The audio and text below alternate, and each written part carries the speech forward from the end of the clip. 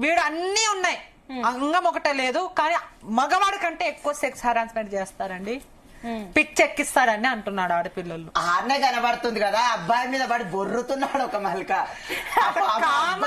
కొట్టుకుంటున్నాడు. మళ్ళీ ఎందుకు సర్జరీ చేయించుకోవాలి? ఆడపిల్లని చేసుకొని మంచిగా ఒక మొగోళ్ళగా పిల్లలు కనొచ్చు కదా ఆయన. మా వేషాలు వేసుకొని ఎందుకు ఇట్లా బదలం లేపేది? మళ్ళీ సర్జరీ చేయించుకొని ఎవరిని బదలం లేపుదామని, ఎవరిని కించపరచడానికని కామం నెత్తికెక్కి అది అమ్మాయిల మీద కూడా చేస్తున్నాడు.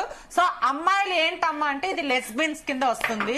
సో ఆటోమేటిక్ ఇప్పుడు ఆటోమేటిక్ మీరు అంటున్నారు రెడీమేడ్ గా అన్ని దొరుకుతున్నాయి అంటే అర్థం చేసుకోండి. పర్సనల్ గా ఒకటి దాన్ని యూజ్ చేసే అమ్మాయిని ట్రాన్స్ కమ్యూనిటీ కాకుండా ఇంకోటి పేరు కూడా ఉంది, ఎల్జిబిటి కమ్యూనిటీ. అందులో బాయ్స్, బైసెక్స్ వర్కర్స్, మళ్ళీ లేడీస్. టాపిక్ అంతా ఎక్కడికి వెళ్తుంది. సరే ఇప్పుడు ఒకటి లేదు మీకు క్లాట్ వర్షం ఎందుకు వెళ్ళింది అఘోరకి ఇంత పిచ్చెక్కి నల్ల బంగారం అనడం కారణము ఆ నల్ల బంగారం ఇదే ఈ చేయడం వల్ల. పాప లెస్బియన్ టైప్ కాదు అంటే తెలుసా, లెస్బియన్స్ చిన్నగా ఉన్నప్పటి నుంచి కూడా బాయ్ హార్మోన్స్ ఉంటాయి.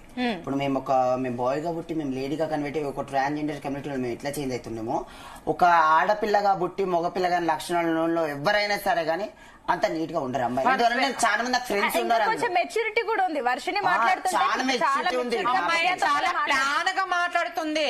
ఫస్ట్ లో అమ్మ నాన్న ప్లానింగ్ చేస్తాడు, పక్కకున్నంత ప్లానింగ్ నా భర్త నాన్న బంగారం చూడు అసలు ఏంది, ఒకవైపు పాస్పోర్ట్ బొట్టు పెట్టుకొని నా సనాతన ధర్మం నా దేశం అనేవాడు. ఈ అమ్మాయి చదువుకున్న అమ్మాయి ఒక యాంకరు, ఇంత మంచిగా ఉండాలి కానీ ఎందుకు ఇట్లా చేయడము?